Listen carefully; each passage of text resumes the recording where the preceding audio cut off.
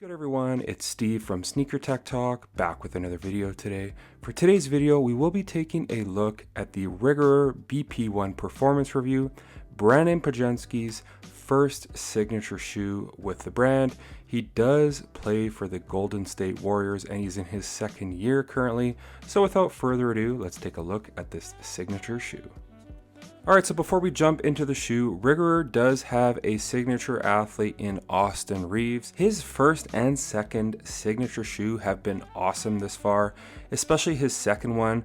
It was a huge upgrade with the cushioning, but here we are with Brandon Pajensky's first signature shoe, the BP1 with Rigorer. So without further ado, let's take a look at the performance review.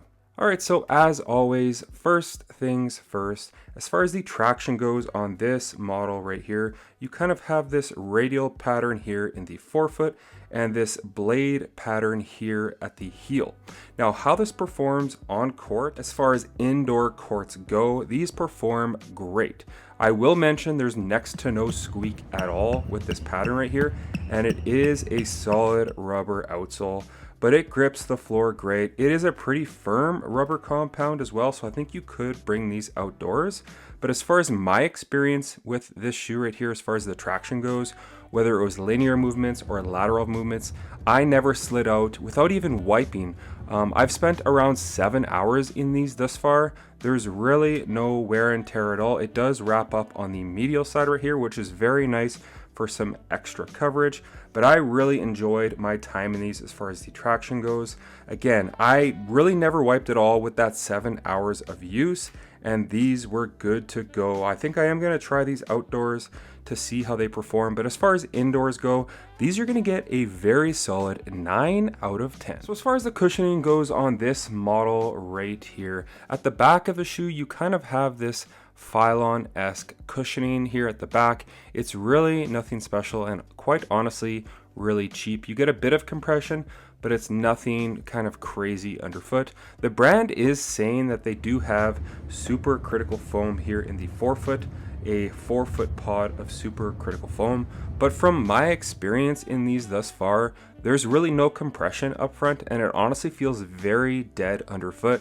You do get some really nice court feel, but I just honestly, for super critical foam, it really doesn't feel like there's anything underfoot, and that's a little bit annoying because it kind of feels like you're honestly walking on a sandal. There's no compression, there's no bounce, it's only court feel up front. The bounciness and compression at the back is pretty nice, but keep in mind, this is a Phylon-esque material and it's going to break down, over 15 or 20 hours and become less bouncy underfoot. So keep that in mind, but this is a $90 basketball shoe.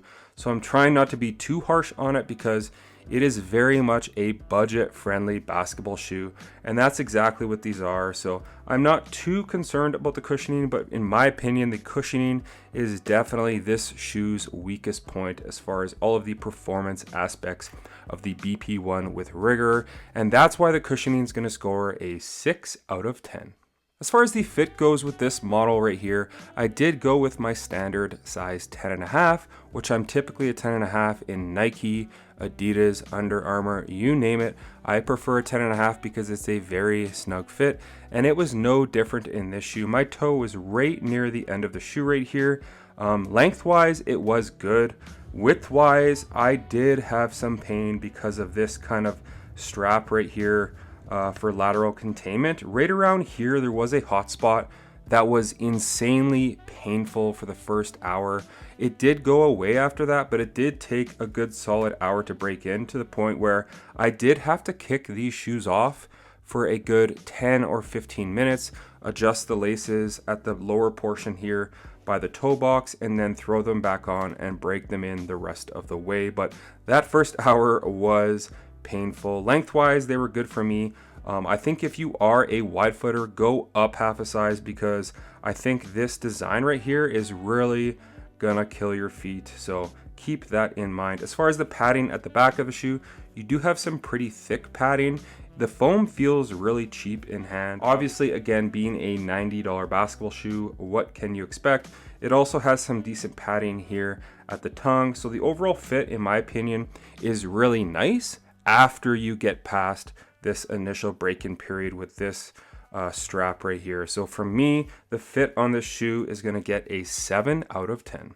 And then also to do with the cushioning, you do have this really dense, super thin insole, which adds really no compression. It's not glued down, so if you want to try it on foot and play in it, feel free, but I would recommend swapping this out with your favorite performance insole. As far as the materials go on this model right here, you do have a ton of synthetics on this shoe. So starting at the back of the shoe, you have this fuse rand right here with the Rigorer logo, and then it says 2023 number 19 Brandon Pajensky, and then Rigorer at the bottom. You have his logo, the BP logo right here at the back. And then everything else is either fuse or this kind of screen mesh material. Super cheap, but it performs great and it breaks in very quickly as this material is very pliable. And then again, around the toe box, some more fuse rand. So nothing special on foot, but I do like that it's very breathable and it breaks in very quickly, minus this blue kind of strap right here at the bottom eyelet. Am I mad at what they put on this shoe as far as the aspects of the materials? Not at all, because what can you expect from a brand that's selling a shoe for $90? They have a budget, they need to meet that budget. Honestly, a ton of other brands that charge a lot more than $90 use this exact same material. So I'm not too mad at it. It performs nicely on foot, it feels nice, and that's why it's going to score a pretty decent 7.5 out of 10. And then as far as the support goes with this shoe right here, I really didn't have any issues with it. At the back of the shoe, you do have this internal TPU heel counter, which locks you in very nicely and prevents your foot from being unstable. It just really keeps you secure at the back of the BP1. And then you have this Phylon foam that does wrap up on the lateral and the medial side, and that helps cage your foot and to add some stability at the back of this shoe right here.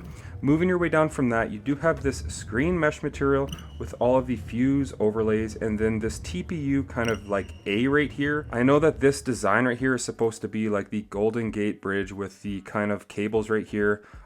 This adds a ton of support, but it also adds quite a bit of pain while these break in. Moving your way down from that, you do have a TPU midfoot shank plate, a pretty wide and stable base here at the front and at the heel, and it offers great torsional rigidity right here. You also have these little TPU yellow portions right here that offer really nice support on those hard lateral cuts. So I never had any issues with these. I played around 7 or 8 hours in them, and I never slid out at all as far as my foot sliding over the footbed. And it was a very safe and secure shoe. I think positions 1 through 5 could get away with this. The bigger players, I don't think they'll have any issues, but I just think that this shoe is more tailored towards guards. So keep that in mind, a very supportive basketball shoe, and that's why these are gonna score a very solid 9 out of 10 as far as the support goes. And then really quickly, as far as the design goes for the BP1, I honestly don't really care for it. I think the brand just kind of made a very generic shoe, slapped his name on it, and this is his first signature shoe. I didn't mind the AR1. The AR2 was a huge upgrade tech-wise and look-wise as well. These are very generic looking. The biggest thing that I could care less for is this blue wing right here. I think it just looks very childish and cheap.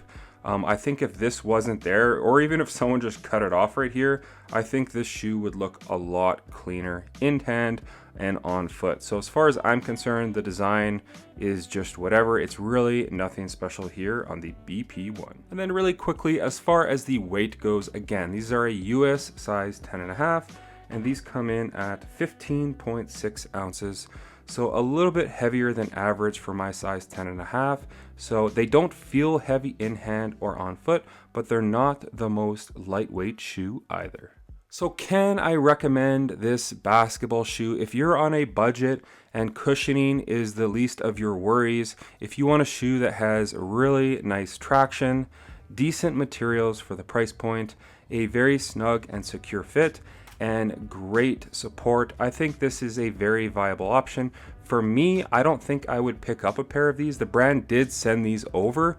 They're not really tailored towards my playstyle, as I need a ton of cushioning underfoot, as I have some tendonitis in my knees, and these aren't doing any good for me. by wearing these any further, so keep that in mind. But if cushioning isn't at the top of your list, I think this is a pretty good bang for your buck basketball shoe. So that's going to do it for today's performance review on Brandon Pajensky's first signature shoe with Rigorer. He does play on the Golden State Warriors. Sound off in the comments what you guys think of the aesthetics and the overall performance. Do you plan on picking these up? Have you played in them yet? Let me know down in the comments. But as always, if you guys could like, comment, and subscribe, that would definitely help the channel a ton. And check out my Instagram over at Sneaker Tech Talk, as it is an extension of my YouTube channel with all my pickups, basketball footage, and nostalgia as a whole. As always, thanks for watching today's video, and until next time, peace.